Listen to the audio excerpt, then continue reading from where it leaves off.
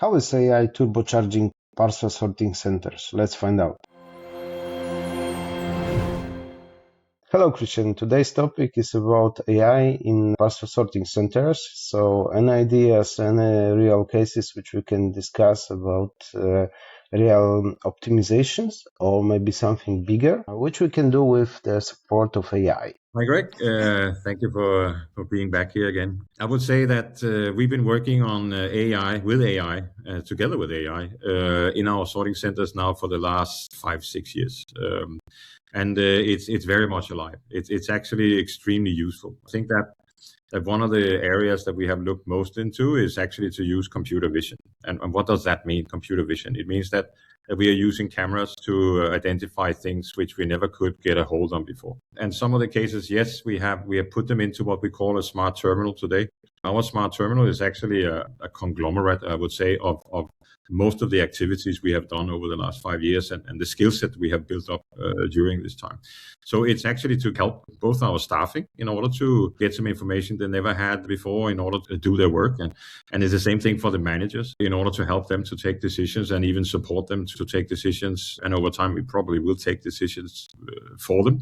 And then in the last one is actually to give us better data when it comes to what you actually also mentioned, analytics. So it's actually quite a broad spectrum in order to make all levels of what you have in the terminal in order to work in the same direction and support them. So that has been the target since we started. How do you define the goal? It's actually a mix because it goes hand in hand with our thoughts when it comes to standardization. We've been working quite hard the last couple of years in order to standardize our processes in the terminals.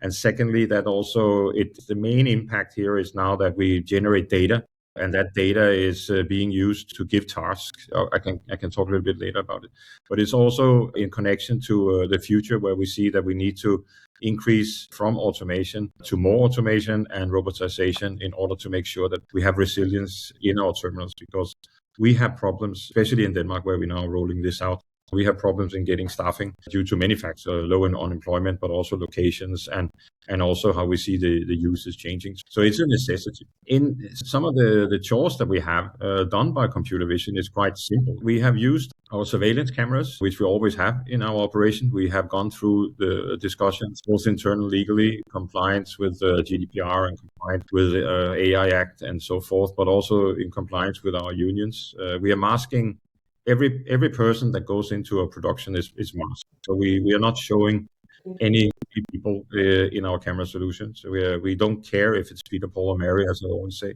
who is on the pictures. But what is possible for us is to give an overview where all our staff are on the floor in a terminal.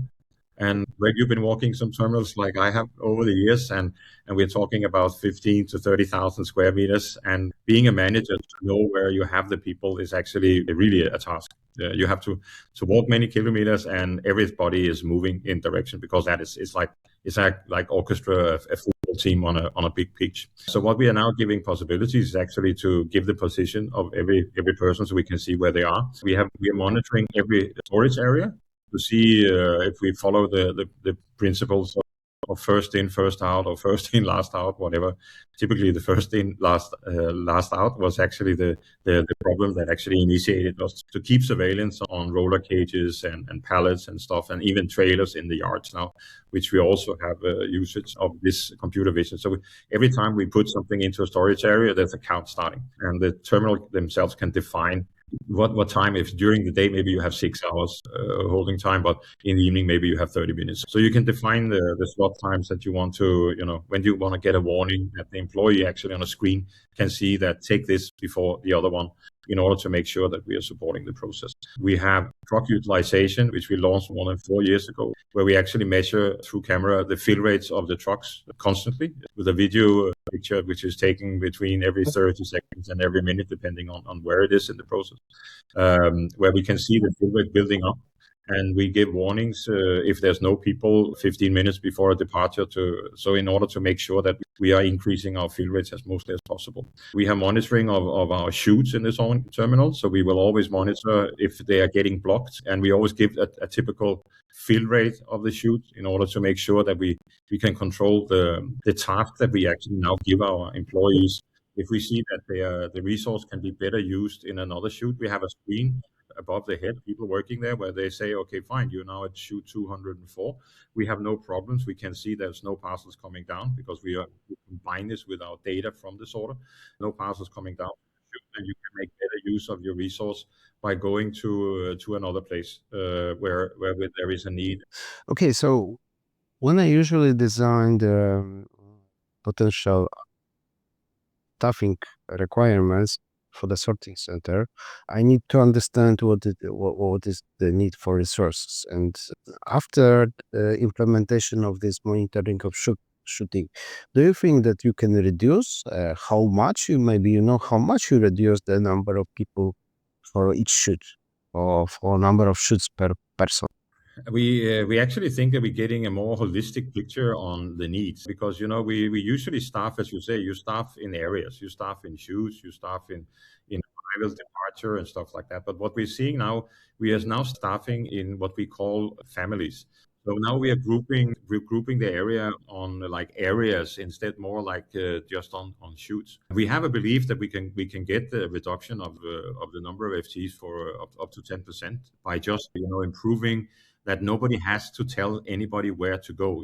That they receive a task in front of them, say to go to another place. And this is also something that is not like that we want our employees to be robots. It's actually also something many of these employees are time workers, and they also want to make sure that they are being used because that is the objective, that they also, in order to make sure that they sell themselves as good employees, and thereby be contacted again. So they are actually want to do more than they do today. But today, in many cases, you're waiting for a supervisor to come and tell you. The best resemblance is actually that what you have is that you have like a football team who is being collected and trying to help each other on different positions. One of the first things we saw was that you always have, if you operate with three lights, you operate with green where everything is okay. You have a yellow light which saying, okay, you need to be attentive, and you have a red light where you have to say, okay, now it's getting critical. You need to do something. What we saw very fast was that it actually became quite green everywhere. And for me, that indicated very fast that we actually had an overstaffing because we haven't had this type of intelligence being used in the way that we operated on the playing field. And by connecting, all the dots through what's happening in a terminal, connecting from the yard, connecting to the arrival, connecting that you have the sorting on the manual sorting as well, and you have the departure. You know that our process is actually a pull process. And the means that you actually have to plan a little bit from the back. It's the end consumer who actually triggers the buy and thereby says, I want to have this parcel distributed to me under this time slot or whatsoever. So what we see is that in many cases the most natural thing is that when you see something that comes into your terminal, you push it through. And another quite clear sign we saw that we are onto something here was that when we started to begin operating and the employees started to understand these things and how it worked, we saw that we got red lights not in the arrival area but actually in the departure area, which also gave me an indication on that we were actually not pulling the parcels through our process, we were actually pushing.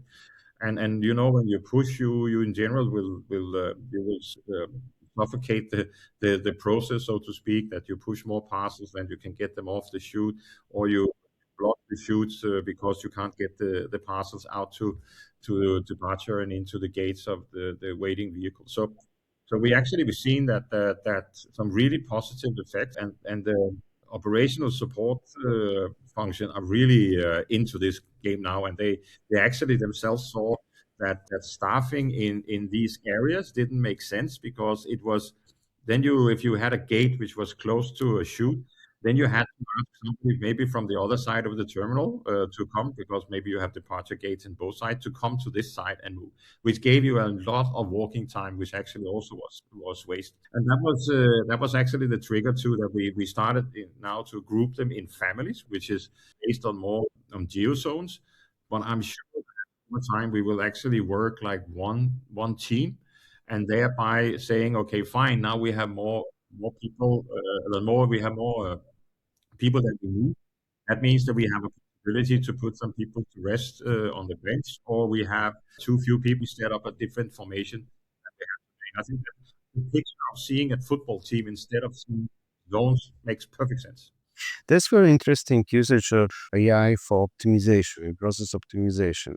But I also wondering how the AI can really change to be disruptor in sorting center. And I see this type of areas. One is related with vision recognition, parcel recognition based on pictures. So we will forgot about the barcodes, QR codes. Everything will be based on picture, and from the beginning to the end, everything is goes with the picture. It means that missorting detection, damages detection, etc., etc., etc. So everything based on picture, which is doable. The question is about the capacity of data transformation in this area.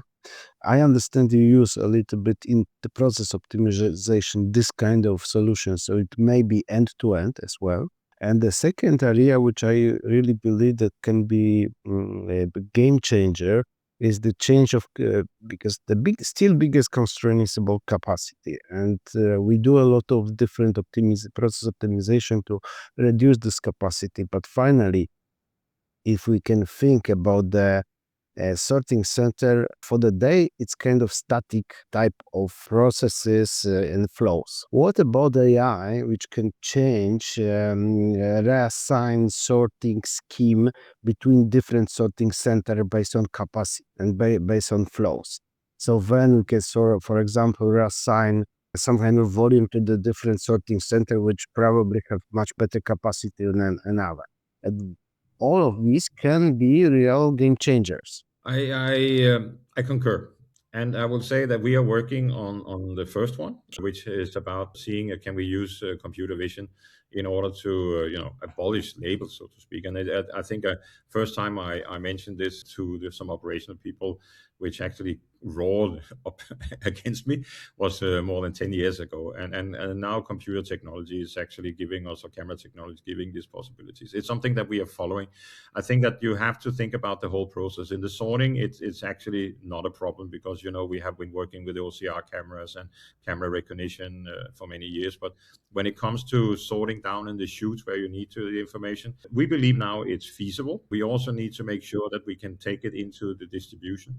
We also need to, you have, of course, when you have big customers like, let's say, Zalando or Amazon or whatever, the packages are all alike. So you need to have some identification. And there are also the startup companies who are, it's possible today actually to identify a sheet of printing paper against another one. But of course, to have that technology to also do that in operation, it's still not there. But I know that I participated in a conference last week, and we discussed these things. And I think that this will happen in very short overcoming in a year or 2 years. We will see the beginning of that. The other one where you talk about orchestration, that is much more advanced. And the idea that you have is actually correct, but it actually makes that you have to have an integrated communication across the whole process with transport Full supply uh, chain. and stuff, the total supply chain. And I think that we can do so much better. I can see that we can increase capacity now with just using AI in one terminal. I know that we can use digital twins because we've been building a digital twin in our sorting center, and we've been building a digital twin for our line haul transport. By connecting these things, we can get much more value out of the process than we have today. I also see that based on data that we use in our terminals, that every terminal is operating their own operation model, so to speak, in how to trim the sorter. When you buy a sorter today, it's actually a very advanced piece of technology. And I don't know if you have gone out and knocked on some doors and talked to some technical people and asked them, how do you manage and work in a fluent way with your circulation on the sorter, the speed of the sorter, the sort plan? Is that a dynamic sort plan? It never will be. It's very static. So you still have so many things that you can actually adjust in what we already have, that we don't need to have that super integrated model across the different terminals yet. I think we can turn and tweak so much more out of what we already have bought. So to summarize our discussion, first, there are a lot of potential in process optimization, and we can really reduce number of staffing efficiency, etc., minute swapping, etc. But there are also some big ideas like orchestration between sorting center, like picture recognitions. So the full process without barcodes, which may come very soon. Thank you very much.